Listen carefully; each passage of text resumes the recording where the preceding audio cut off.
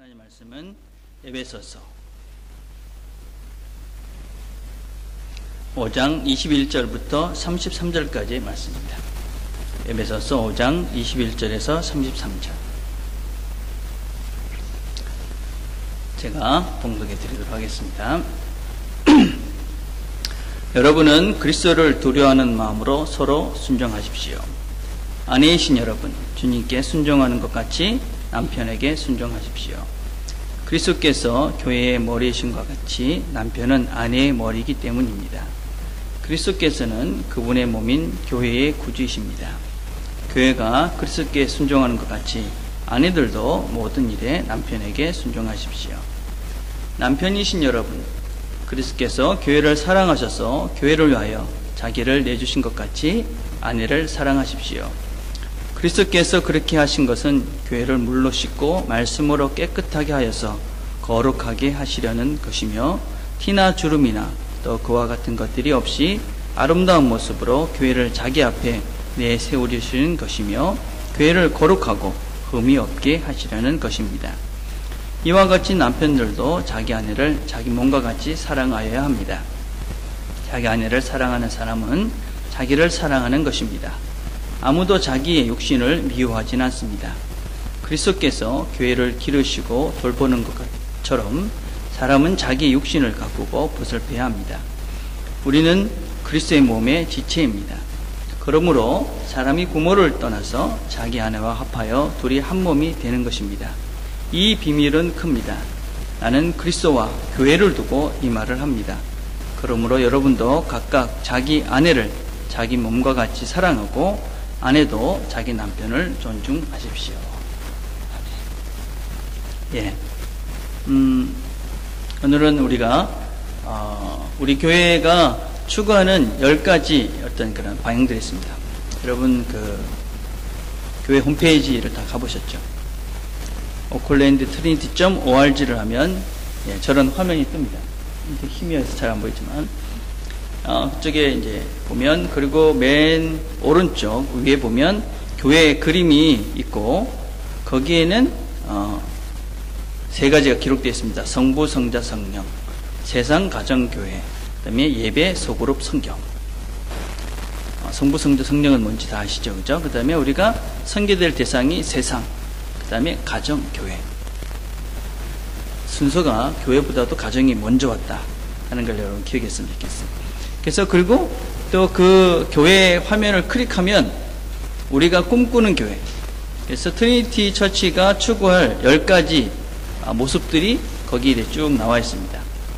그래서 지금 제가 여러분과 말씀을 나누는 것은 그 10가지 그것들 중에 이제 하나씩 쭉 설교를 해가고 있는 것이고, 지금은 그 8번째 해당하는 것입니다. 8번째 뭐라고 되어 있냐면, 우리 트리니티 처치는 교회보다는 세상을, 가정보다는 세상을 섬기는 교회. 그래서 교회로 모이는 교회가 아니라 세상으로 보내는 교회를 추구한다. 이런 것이 8번째 우리가 추구할 우리의 모습 중에 하나입니다. 그리고 5월은 여러분들 알다시피 5월은 가정의 달이다 이렇게 이야기합니다. 가정. 그래서 오늘은 몇 주 동안 우리가 이 가정에 대해서, 왜 우리가 이 가정이 중요한가, 가정이 뭔가, 이런 이야기를 나누려고 생각하고 있습니다. 자, 인간들은 보통 3가지 본성이 있다 그렇게 이야기합니다. 3가지 본성. 첫 번째는 동물성이 있습니다. 인간에게는 동물적 속성이 있다. 이 동물적 속성을 간단하게 설명을 하면, 내가 한 대 맞았습니다. 그러면 10대로 갚아주는 겁니다. 그리고 자기를 위해서 다른 사람들에게 피해 주는 것을 별로 두려워하지 않는 것입니다. 그 실패를 하면 남의 탓을 하는 것입니다. 그리고 공부를 전혀 안 하면서도 하나님 1등 할 수 있게 해주세요, 이렇게 기도하는 겁니다. 이게 이제 동물적 속성입니다. 사람들이 가지고 있는. 두 번째 속성은 인간성입니다. 그래서 내가 한 대 맞으면 한 대 때리는 것입니다. 나한테 잘해주는 사람한테 나도 잘해주는 것입니다. 그리고 내가 실패를 했을 때 내 잘못이야, 이렇게 내 자신의 잘못도 인정하는 사람입니다. 공부를 열심히 하면서 1등 되게 해주세요, 뭐 이런 아주 상식적인 사람입니다. 세 번째, 인간이 가지고 있는 또 다른 특성은 신성이 있다고 그럽니다. 신성. 그래서 누가 나를 때려도 용서하는 것입니다. 그리고 다른 사람이 나에게 아무것도 주지 않아도 그래도 그 사람을 사랑해 주는 것입니다. 또 내가 잘못했을 때, 또 내가 실패했을 때 내 탓만 돌리는 것이 아니라 그 가운데 하늘의 뜻이 있겠구나, 그렇게 생각하는 사람입니다. 그리고 내가 1등하는 것도 좋지만 다른 사람이 1등하는 것도 기뻐하고 다른 사람을 위해서 기꺼이 1등하도록 기도하는 것입니다. 그래서 우리 인간의 이런 속성은 이런 신성과 또 인간성과 또 동물성, 이것이 다 이렇게 있습니다. 그런데 우리 이 세 가지 속성이 중에 하나도 안 필요한 것은 없습니다. 만약에 인간이 동물성이 없어져 버리면, 동물적 속성이 없어지면 인간 존재가 생존할 수 없다고 이야기합니다. 또 만약에 내 속에 인성이 없어지면 사람의 값어치가 없어지고, 또 신성이 없어지면 인생의 목표가 없어진다, 그런 이야기를 합니다. 그래서 우리는 이 동물성도 필요하고 인간성도 필요하고 신성도 필요합니다. 다 필요한 부분입니다. 그런데 그 퍼센테이지, 그러니까 그 동물성이나 인간성이나 신성이 차지하는 그 퍼센테이지는, 비율은 다 다릅니다. 어떤 사람은 동물성이 한 90% 되고 인성이 10%쯤 되고 신성이 하나도 없는 그런 존재들이 있습니다. 참 여러 사람을 힘들게 하면서 살 가능성이 많은 사람입니다. 근데 어떤 사람은 신성이 한 70%, 80% 되고 나머지가 조금씩 나눠져 있습니다. 이 정도 되는 사람을 우리는 성인이다, 아주 거룩한 사람이다, 그렇게 부릅니다. 보통 사람들은 인간성이, 인간적 그런 속성이 60에서 70% 정도 되고 나머지 신성과 동물성이 이렇게 나눠졌다고 그럽니다.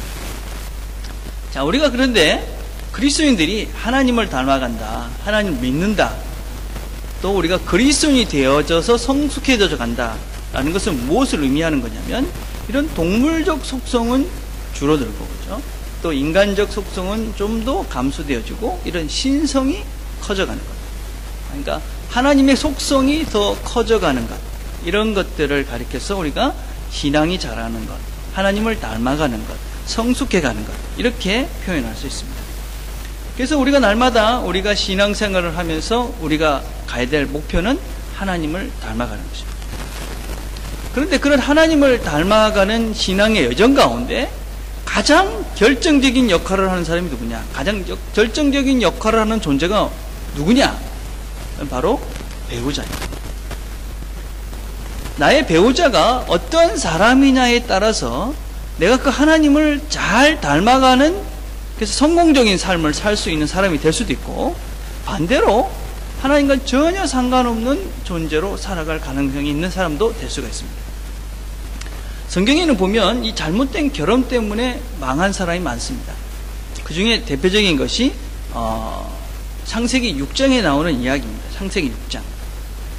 창세기 6장 이런 말씀이 있습니다. 사람들이 땅 위에 늘어나기 시작하더니 그들에게서 딸들이 태어났다. 하나님의 아들들이 사람의 딸들의 아름다움을 보고 저마다 자기들의 마음에 드는 여자를 아내로 삼았다. 그러니까 하나님의 아들들이 사람의 딸들과 결혼했다. 창세기 6장은 이제 하나님이 이제 사람을 만드시고 이 땅에 사람들이 막 이렇게 늘어나서 여러 사람들이 생겼을 때입니다. 그런데 하나님의 사람이라는 것은 하나님을 믿는 사람이다, 이렇게 이해하시면 될 것 같고, 사람의 사람들이다, 하나님을 모르는 사람이다, 이렇게 이해하면 됩니다. 자, 그런데 이 하나님을 아는 사람들이 하나님을 모르는 사람의 아름다움을 보고 결혼을 했다. 그러니까 아내를 선택하는데, 부인을 선택하는 데 있어서 중요한 것이 외모였다, 아름다움. 뭐 이런 외모라는 것은 단지 그런 외적인 외모만은 아니겠죠, 그죠? 그런 외적인 여러 가지 형태를 의미합니다. 그래서 그걸 선택했어요. 여러분, 우리가 살아가면서 아름다운 거, 예쁜 거는 나쁜 것이 절대 아닙니다, 그죠? 예쁜 여러분들이 절대 난 예쁘기 때문에 나쁜 사람이 절대 그렇게 생각할 필요 없어요. 여러분, 예쁜 거는 좋은 거예요, 그죠? 저도 예쁜 사람이 뭐 안 예쁜 사람보다는 뭐 좀 더 편할 수 있고, 그죠? 예, 좀 그렇습니다, 그죠? 뭐 여러분 다 예쁘니까 뭐 근데 배우자를 선택하는 데 있어서 이런 외모만을 가지고 선택한다. 외적인 것만 가지고 선택한다. 물론 그 사람의 능력이나 또 그 사람의 재력이나 또 어떤 학력이나 이런 것들도 그 사람의 한 부분이면 틀림없습니다. 그러나 그런 것만을 가지고 사람을 선택한다. 그런 문제가 되는 것이죠. 얼마 전에 신문에 한 기사가 났습니다. 의사인 A씨라는 사람이 중매를 해가지고 어떤 사람과 결혼을 하게 됐어요. 근데 이 교제를 하면서 아마 그 여자 되는 집안이지 되게 이제 돈이 많았었는가 봐요. 돈을 5억을 주고, 그 다음에 그 집을 얻어주고, 그 다음에 결혼 비용을 대주고, 뭐 이렇게 다 해줬어요. 그리고 이제 5억은 결혼해서 이제 살다가 주기로 이제 각서를 쓰고, 그리고 교제를 하고 결혼을 했어요. 근데 의사인 이 A씨가 사실은 이 결혼한 사람하고 별로 안 살고 싶었는 거예요. 돈을 보고 한 거죠. 1년 반 동안 결혼했는데도 한 번도 그 여자하고 잠자리도 하지 않고 맨날 바쁘다고 집에 와서 자지도 않고 알고 보니까 다른 여자하고 만나고 있어요. 근데 이 여자 집안에서 계속 어떻게 잘해보려고 노력을 했는데도 전혀 변화가 없는 거예요. 그러더니 A씨가 1년 반이 지나고 난 다음에 이혼 소송을 했어요. 누가 이겼겠어요? 여자가 이겼죠. 막 소송이 진행되고 있는데 이 여자 그 분의 아버지가 돌아가셨어요. 뭐 충격사가 됐겠죠. 어떻게 돌아가셨어요. 돌아가시고 나니까 또 어떤 소송을 이 A 의사가 이렇게 했냐면 자기가 각서에 5억을 주기로 했는데 왜 5억 안 주냐. 그래서 5억을 달라는 소송을 또 냈어요. 이런 인간이 있어요. 그죠? 네. 어떻게 됐겠어요? 결국 A씨는 패소했어요. 졌다는 거죠. 그죠? 그래서 그러면서 그 판결문에 뭐 어떤 얘기를 했냐면 아무리 돈을 보고 결혼을 했어도 기본적인 삶을 사는 것이 인간이다. 당신이 이런 상황에서도 이런 소송을 한 것은 당신은 인간 근본이 틀렸다. 이런 판결문을 내렸어요. 무슨 얘기냐면 물론 이런 경우들은 아주 극단적인 예죠. 그렇죠? 뭐 이런 경우도 뭐 중매에서도 그렇게 잘 사는 사람들도 뭐 있긴 합니다. 그렇죠? 그러나 이렇게 어떤 결혼이라는 성평생 같이 사는 이런 사람을 결정하는 데 있어서 이런 외적인 것들, 돈 때문에 만약에 결혼한다. 그런 사람들이 행복한 경우는 거진 없는 것 같습니다. 여러분, 어떤 면에서 신앙인들은 특별히 이제 부모님들 중에는 부모님들이 신앙이 있다 그러면 신앙 없는 사람과 결혼하는 것을 많이 반대합니다. 믿지 않는 결혼을 반대하죠. 그렇죠? 왜 그러느냐? 사실 같은 방향을 가도 막 싸웁니다. 뭐 싸우고 안산이 만신 그러는데 그게 다르다. 목적지가 다르다. 방향이 다르다. 참 힘들다는 것이죠. 그렇죠? 청년들 중에는 그런 사람들도 종종 있습니다. 결혼해서 뭐 전도해가지고 예수 믿게 하면 되지요. 근데 이제 좀 여러 가지 생각을 해봐야 되겠는데, 근데 중요한 것은 결혼은 수단이 아니다. 라는 걸 기억하셔야 됩니다. 여러분, 교회보다 가정이 먼저 생겼어요. 하나님이 세상을 창조하시고 난 다음에 맨 끝에 첫 번째 날 뭘 했냐면 여자와 남자를 만드셔서 한 가정을 만드셨어요. 교회는 한참 뒤에 만드셨어요. 여러분, 가정이 그래서 어떤 면에서는 이 세상 다음에 중요한 우리가 살아가는 이 세상이 참 중요하죠. 하나님 만드신 거니까. 그 다음에 중요한 가정이거든요. 가정. 그래서 어떤 면에서 이 결혼은 목적이지 수단이 될 수가 없는 거죠. 여러분들 중에 믿지 않는 사람과 결혼할 수 있습니다. 여러분 주변에 참 좋은 성품이 있고 좋은 사람이면 결혼할 수는 있죠. 근데 내가 신앙을 포기하지 않는다면 두 가지를 생각을 해요. 첫째는 어떤 마음으로 결혼해야 되냐. 내가 순교자 같은 마음을 하죠.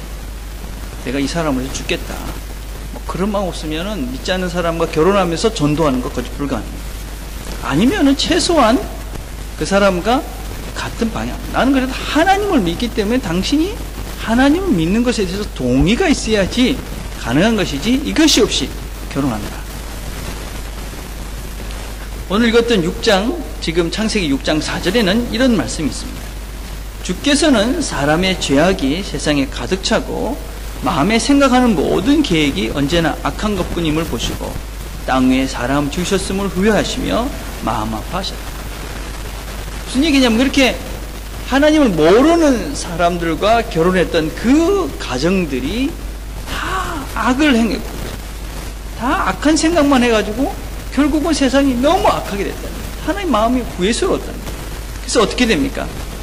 그래서 하나님께서 홍수를 내리셔서 이 땅의 사람들을 다 심판하는 일을 하십니다.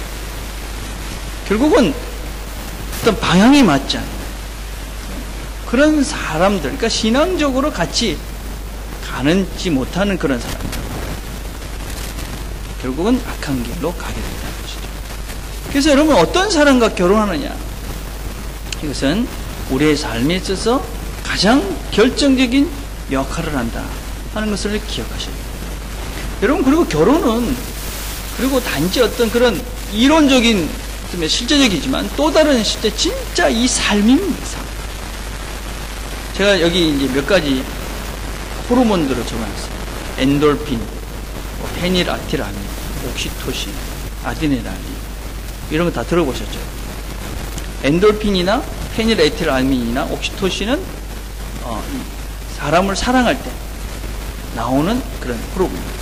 근데 아드레날린은 스트레스 받을 때 나오는 그런 호르몬입니다. 사람이 사랑하는 사람과 이렇게 키스를 할 때 모르핀보다는 200배 강한 그런 엔돌핀이 분비된다고 합니다. 그리고 스트레스 호르몬인 코르티졸, 이런 것들을 막아줍니다. 그래서 건강하게 이렇게 부부가 참 사랑하면서 이렇게 사는 사람은 평균 5년을 더 산대요. 5년. 그러니까 참 사랑하는 사람들 이 부부가 그죠? 참 좋다. 이러면 그 사람이 건강해서 평균 5년을 더 산다. 경제학자들이 이 건강한 이런 부부들이 누리는 그런 삶의 질을 돈으로 환산을 했어요. 이 건강한 부부들이 하는 이걸 돈으로 계산하면 얼마가 나올 것 같아요?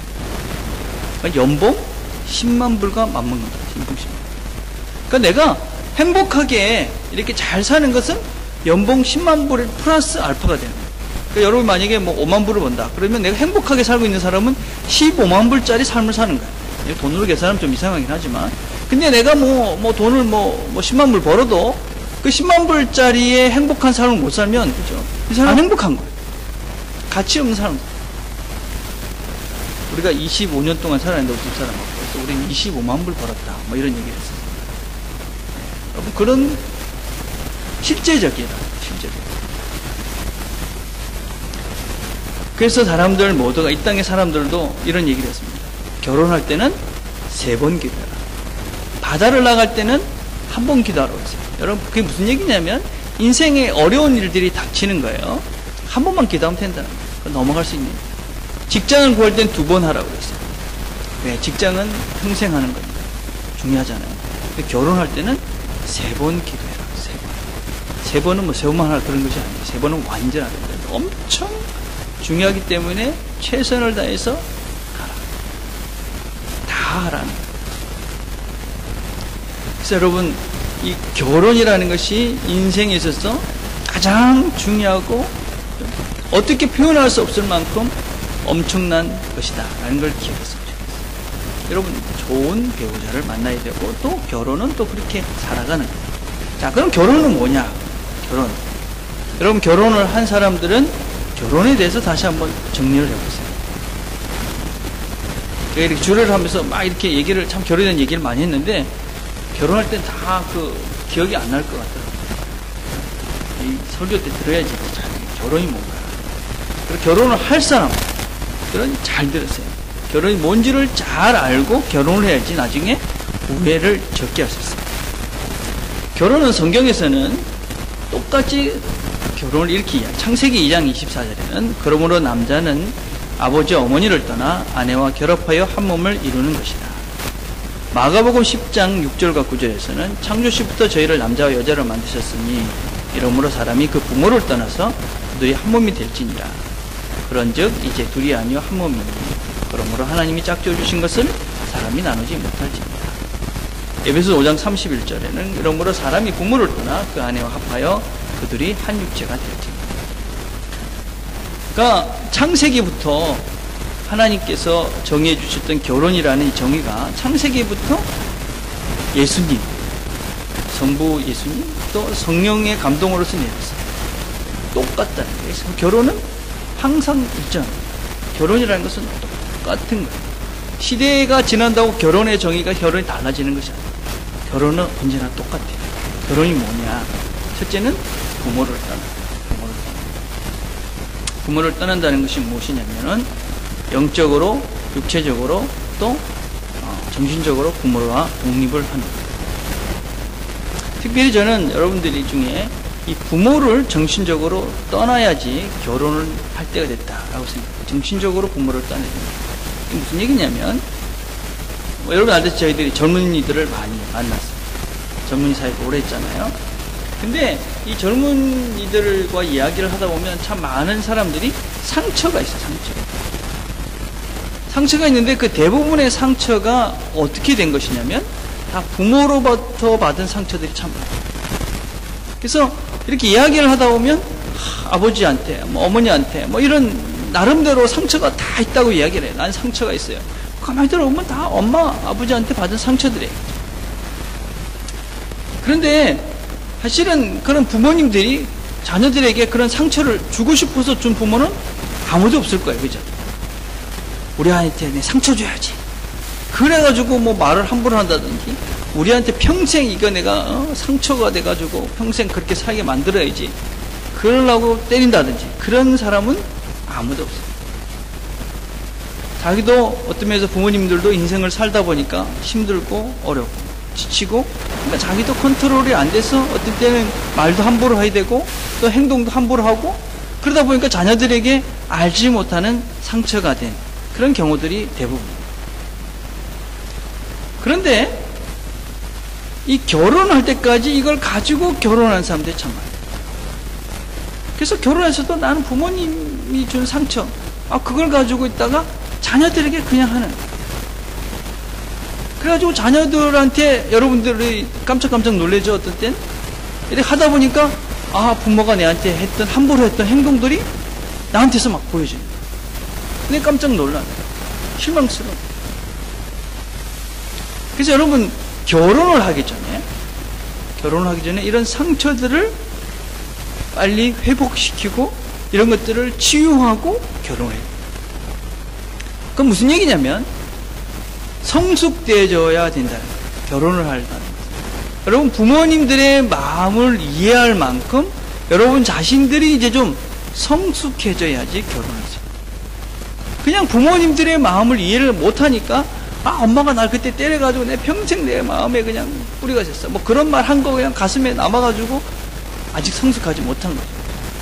그런 상태로 결혼을 하니까 그게 그냥 결혼을 해서도 그냥 막 나오는 거예요.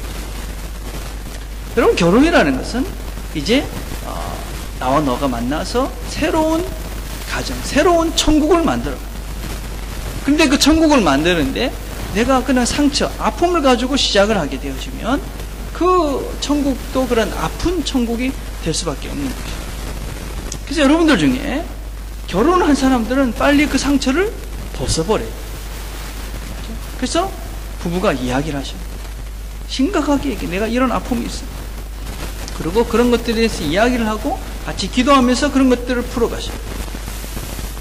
그리고 결혼을 앞둔 지체들은 자신의 상처가 무엇인지를 냉철하게 봐야 돼요. 그럼 나는 상처도 없는데 내 상처 뭐지? 그럴 필요는 없어요. 그죠?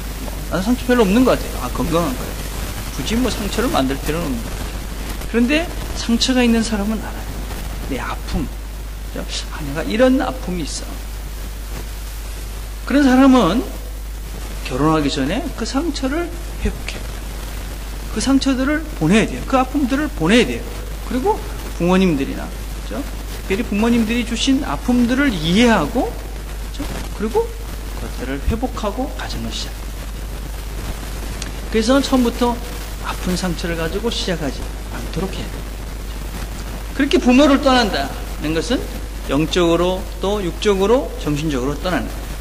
그래서 부모를 떠난다는 이것은 부부가 절대 의존 관계가 된다. 절대 의존. 상호 절대 의존 관계가 된다.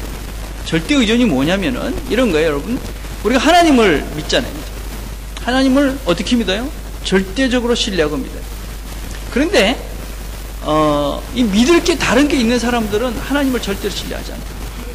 자기를 믿는 사람 있잖아요. 난 능력이 좀 있어. 난 돈이 좀 있어. 아니면 뭐 우리 부모님이 좀 잘 살아.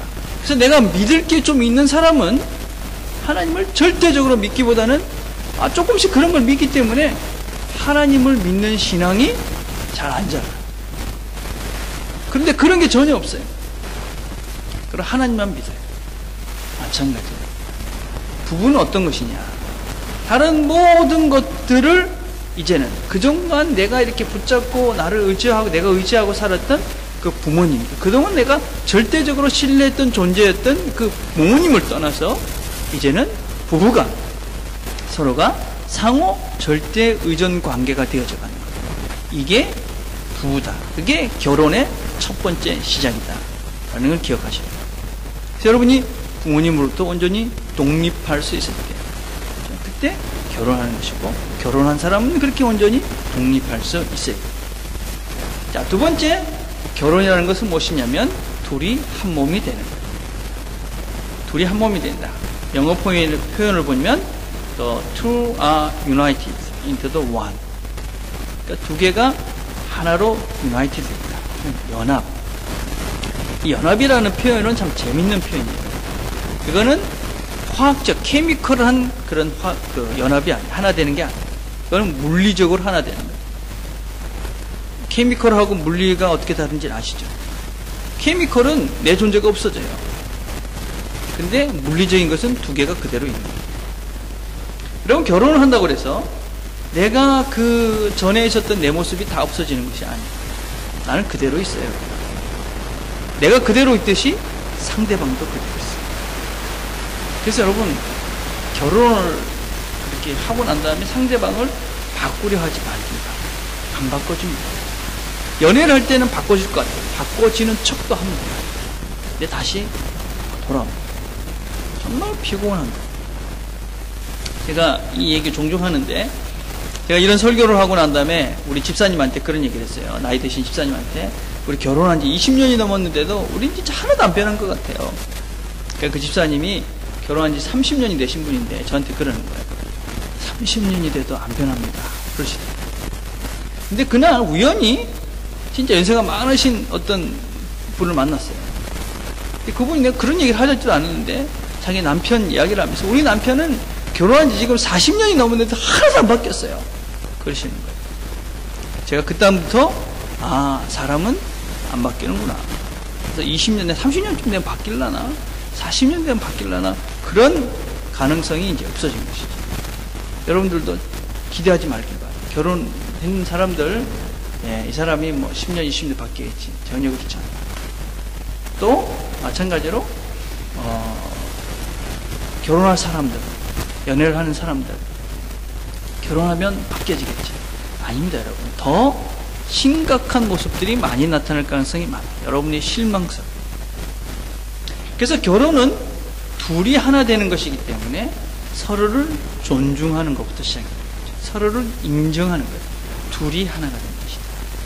혹시 여러분들 중에 뭐 이렇게 결혼을 하는 사람들 중에 내가 저 모습 절대 용납할 수가 없어. 혹시 그런 것이 있다면은 여러분이 넘어야 될 가장 큰 산이에요. 빨리 넘어가야 돼요.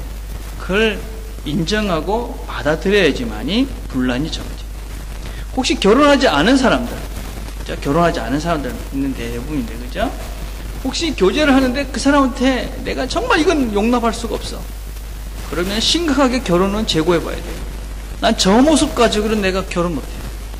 그럼 결혼을 재고해봐야 돼요. 그 사람 안 바뀝니다. 바뀌면 결혼하겠지. 그렇지 않아요. 물론 여러분, 우리 모두가 다 부족하기 때문에, 그죠? 성숙해지기 위해서 노력하고 애써야 돼요. 서로의 마음을 헤아리고 배우자가 힘들어하는 부분은 고치려고 노력해야 됩니다. 뭐 나는 어쩔 수 없어. 뭐 그런 사람하고는 뭐 여러분 결혼도 생각하면 안 되는 것이죠. 배우자가 힘들어하니까 애쓰는 것입니다. 그러나 잘 안 변합니다. 그렇게 조금씩 바뀌어지면 감사하는 것입니다. 왜 빨리 안 바뀌냐고 그렇게 하시면 안 된다는 것이죠. 여러분, 결혼을 하면 어떤 것 때문에 싸우냐면요, 심각한 것 때문에 싸우지 않아요. 우리 집을 사는데 뭐 나는 뭐 10만 불짜리 사고 나는 20만 불짜리, 그런 것 절대로 안 싸워요. 어떤 것 때문에 싸우냐면 왜 양말을 갖다가 뒤집어서 벗어나요? 뭐 이런 거예요. 왜 밥 먹고 난 다음에 그릇을 그렇게 지저분하게 만들어놔요? 뭐 주로 그런 내용들이에요. 뭐 심각하지 않아요. 뭐 갈 때 왜 불을 안 꺼요? 뭐 치약은 왜 그냥 위에서부터 짜요? 뭐 진짜 아무것도 아니에요. 왜 그 세수하면서 그렇게 물을 많이 흘려놔요? 뭐 그런 거예요. 근데 생각을 해보세요. 근데 그게 얼마나 바꾸기 어려운 건지. 왜냐면요, 20년, 30년 동안 냈던 거야.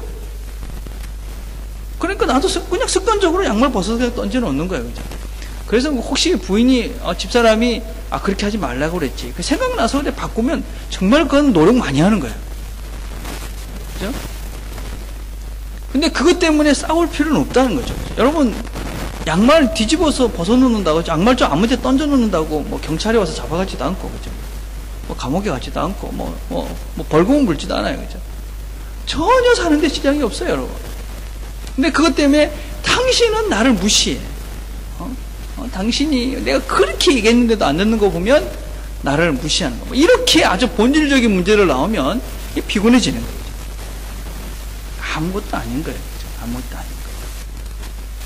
이 남자들 입장을 얘기하는 것이 아니라 여자들도 마찬가지예요. 여자들도 똑같아요. 그런 것들이 아무것도 아닌 거기 때문에 안 바뀌는 거예요. 안 바뀌는 그것을 그냥 받아줘야지만이 우리가, 그러면서 그걸 안 바뀌는 면, 저번에 부족한 면을 내가 채워줘야 되겠다. 그게 배우자. 그게 둘이 하나가 되는 거예요. 저 부족한 것을 내가 고쳐주겠다는 것이 결혼을 하는 것이 아니라 저 부족한 모습을 내가 채워주고 내가 저 부족한 모습을 내가 감싸주겠다. 그게 둘이 하나가 되는 거예요. 자, 그 다음에 결혼의 마지막 정의는 한 몸이 되는 거예요. 둘이 하나가 됩니다. 둘이 하나. 여러분, 둘이 하나 된다는 건 정말 힘든 거예요. 여러분. 둘인데 어떻게 하나가 됩니까? 그래서 방향이 같아요. 왜 신앙생활을 같이 하라고 이렇게 이야기하느냐? 다르면요, 끝에가 다르면 다 달라요. 그래서 어쩌든지 우리가 같은 방향으로 가야 돼요.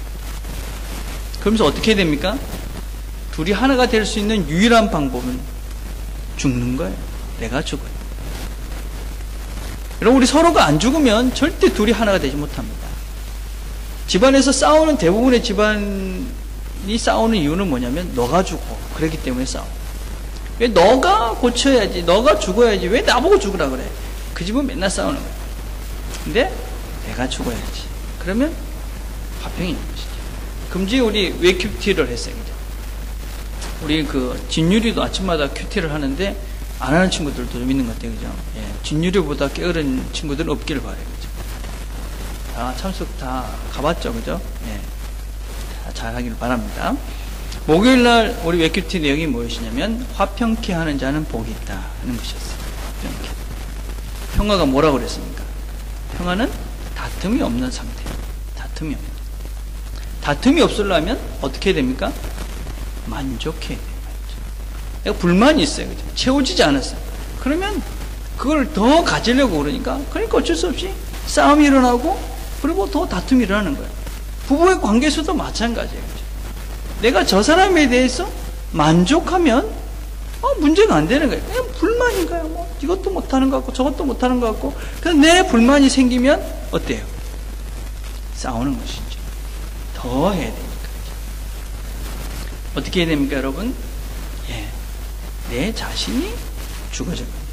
내가 그 사람에게 있는 것들을 받아주고, 그죠? 내가 용납하면, 그러면 우리 가정에 화목이 이루어지지만, 그렇지 않고, 그냥 내 주장, 내가 원하는 것 더 하게 되면, 결국 그 가정은 하나가 되지 못하고 분란이 일어날 수밖에 없게 되는 것이죠. 하나 되기 위해서 그래서 어떻게 되느냐? 내 자신 죽어야 된다. 죽어야 사는 것. 이것이 또 부부가, 결혼에 아주 중요한 원리라고 볼 수 있습니다. 자, 이제 정리를 해봅시다. 그림을 하나 보면 이게 공중고개 모습이에요. 이거 뭐 여러분 보시면 한 번씩 보면 정말 깜짝깜짝 놀라요. 공중에서 막 떨어지고 잡고. 그럼 이 일을 하는데 어떤 사람이 중요할 것 같아요? 이 잡는 사람이 중요할 것 같아요? 이 날아가는 사람이 중요할 것 같아요? 뭐 두 명 다 중요하게 하죠. 헬렌 나우엔이 쓴 책 중에 춤추시는 하나님 이런 책이 있는데 그 책에 보면 이런 내용이 나와요. 이 헬렌 나우엔이라는 이 목사님이 이 고개를 보러 간 거예요. 고개 보니까 너무 신기한 거야. 그래서 끝나고 났는데 하도 신기해가지고 그 고개사한테 가서 물어봤어요. 아니 어떻게 이런 걸 할 수 있습니까? 당신은 어떻게 그렇게 공중에서 여러분 생각하면 정말 굉장한 거예요. 그죠? 이렇게 하다가 손을 탁 넣었는데 저쪽에 손을 탁 잡고 뭐 이런 거잖아요. 그죠? 그래서 어떻게 합니까? 이렇게 물어봤어요. 그러니까 이렇게 그 고개사가 이야기했다고 그래요. 정말 중요한 것은 그네를 타는 사람은 아무것도 하지 않는 것입니다. 잡아주는 사람이 모든 것들을 다 합니다. 그렇게 얘기해요. 아니 이게 무슨 말이에요? 그네를 타는 사람은 손을 뻗고 그냥 그네를 놓고 손을 뻗고 그 잡아줄 사람을 기다리면 됩니다. 그렇게 얘기하라고. 그래서 정말 아무것도 하지 않으면 됩니까? 그러니까 고개를 하는 분이 다시 이렇게 얘기했대요.